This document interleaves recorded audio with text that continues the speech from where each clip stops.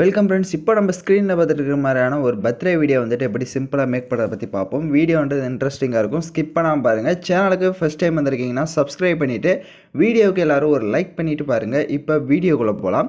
InShot application open பண்ணுங்கள். இதில் ஃபோட்டோன்ற category select பண்ணி நியூ ஆப்ஷனை கிளிக் பண்ணுங்கள். நீங்கள் எந்த ஃபோட்டோவை எடிட் பண்ணலான்னு இருக்கீங்களோ பேக்ரவுண்டில் செட் பண்ணி எனி ஒன் ஃபோட்டோவை செலக்ட் பண்ணிக்கோங்க. ஃபோட்டோவை செலக்ட் பண்ண வாட்டி கீழே ஸ்க்ரோல் பண்ணிங்க அப்படின்னா உங்களுக்கு பிப்புன்ற ஆப்ஷன் இருக்கும், அதை செலக்ட் பண்ணுங்கள். இந்த வீடியோக்கான எல்லா மெட்டீரியல்ஸும் நம்ம டெலிகிராம் குரூப்பில் கொடுத்துருக்கேன். இப்போ ஸ்க்ரீனில் ஷோ ஆகிற மாதிரி டெலிகிராம் குரூப்பில் சர்ச் பண்ணிங்கன்னா மெட்டீரியல் வரும், நீங்கள் யூஸ் பண்ணிக்கோங்க. இப்போ ஒரு ஹார்ட் பிஎன்ஜி இமேஜ் இந்த மாதிரி வந்து கொடுத்துருப்பேன்.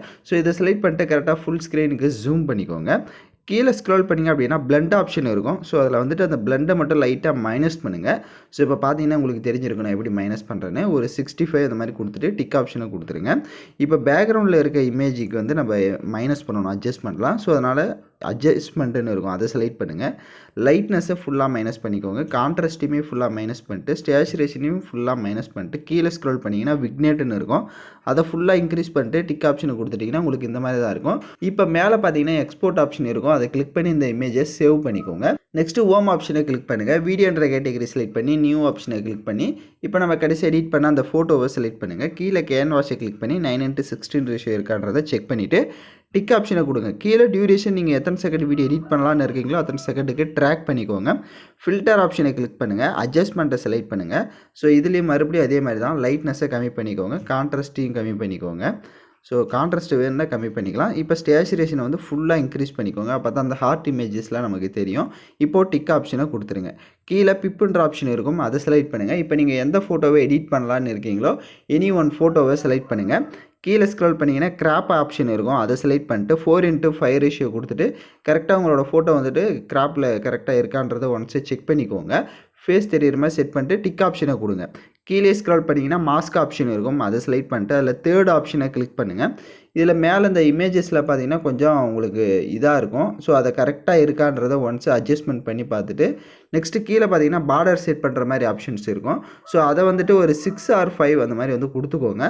கொடுத்துட்டு அந்த பார்டர் மேலே இருக்கிறது கரெக்டாக இருக்கான்றதை ஒன்ஸு செக் பண்ணிவிட்டு இப்போது டிக் ஆப்ஷனை கொடுத்துட்டு அந்த இமேஜை ஜூம் பண்ணிக்கோங்க. ஜூம் பண்ணி இந்த மாதிரி கீழே செட் பண்ணுங்கள். ரொம்ப ஜூம் பண்ண வேணாம், ஓரளவுக்கு இந்த மாதிரி ஜூம் பண்ணி இந்த மாதிரி செட் பண்ணிக்கோங்க. நான் எப்படி செட் பண்ணியிருக்கணும், ஏன்னா கீழேயும் கொஞ்சம் ஸ்பேஸ் இருக்கணும். அதுக்கேற்ற மாதிரி கரெக்டாக வந்து இந்த மாதிரி செட் பண்ணிட்டு அதோடைய டியூரேஷன் எண்டிங் வரையும் ட்ராக் பண்ணுங்கள்.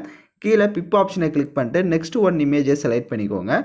அதே மாதிரி கீழே ஸ்க்ரோல் பண்ணிங்கன்னா மாஸ்க் ஆப்ஷன் இருக்கும், அதை கிளிக் பண்ணிட்டு அதில் ஹார்ட் ஷேப்பை செலக்ட் பண்ணிக்கோங்க. ஃபேஸ் தெரிகிற மாதிரி கரெக்டாக வந்துட்டு கிராப் பண்ணுங்கள். ஃபேஸ் தெரியுதான்றதை பார்த்துக்கோங்க, ஃபேஸ் தெரிஞ்சால் தான் கரெக்டாக இருக்கும். இந்த மாதிரி செட் பண்ணிட்டு அதுக்கும் அதே மாதிரி தான் கீழே பார்டர் ஆப்ஷனை வந்து ஒரு 5 or 4 வந்து கொடுத்துக்கோங்க. கொடுத்துட்டு டிக் ஆப்ஷனை கொடுத்துட்டு இப்போ அந்த இமேஜை நம்ம இந்த மாதிரி சைடில் வந்து செட் பண்ணணும். அதை ஓரளவுக்கு இன்னும் கொஞ்சம் ஜூம் பண்ணிவிட்டு கரெக்டாக இப்போ எப்படி நான் செட் பண்ணியிருக்கணும் எந்த ஆங்கிளில் அந்த மாதிரி செட் பண்ணிட்டு அந்த ஃபோட்டோவோட டியூரேஷனும் எண்டிங் வரையே ட்ராக் பண்ணிடுங்க.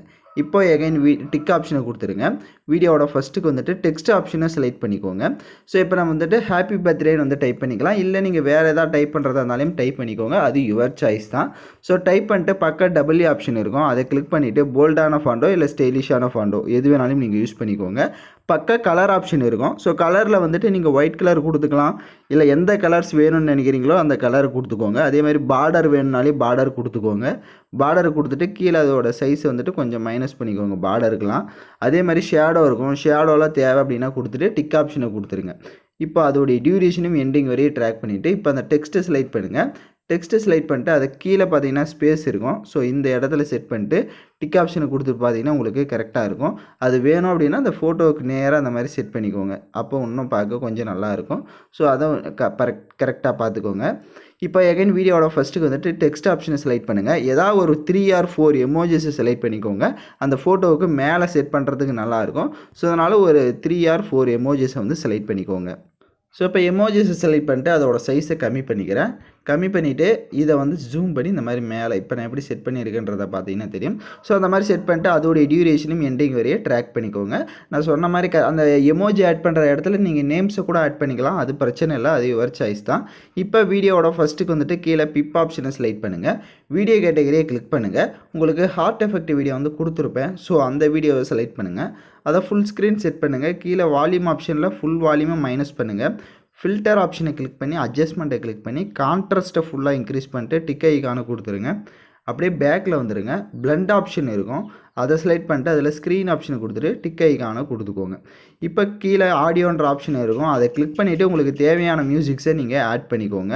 ஸோ எல்லாமே கம்ப்ளீட்டாக மேக் பண்ணிட்டீங்கன்னா வீடியோவை ப்ளே பண்ணி பாருங்கள். உங்களுக்கு வீடியோ பார்க்க சூப்பராக ஷோ ஆகும். நான் சொன்ன ஸ்டெப்பை கரெக்டாக ஃபாலோ பண்ணிக்கோங்க. யாருக்காவது ஏதாவது டவுட்ஸ் இருக்குது அப்படின்னா ரிவைண்ட் பண்ணி பார்த்து கூட நீங்கள் எடிட் பண்ணுங்கள். ஸோ யாரெல்லாம் கரெக்டாக எடிட் பண்ணுங்களோ அவங்களாம் மறக்காமல் கமெண்ட் பண்ணுங்கள். இந்த மாதிரி வீடியோஸ் தொடர்ந்து தெரிஞ்சுக்க நம்ம சேனலை சப்ஸ்கிரைப் பண்ண மறந்துடாதீங்க. தேங்க்யூ ஃபார் வாட்சிங் திஸ் வீடியோ.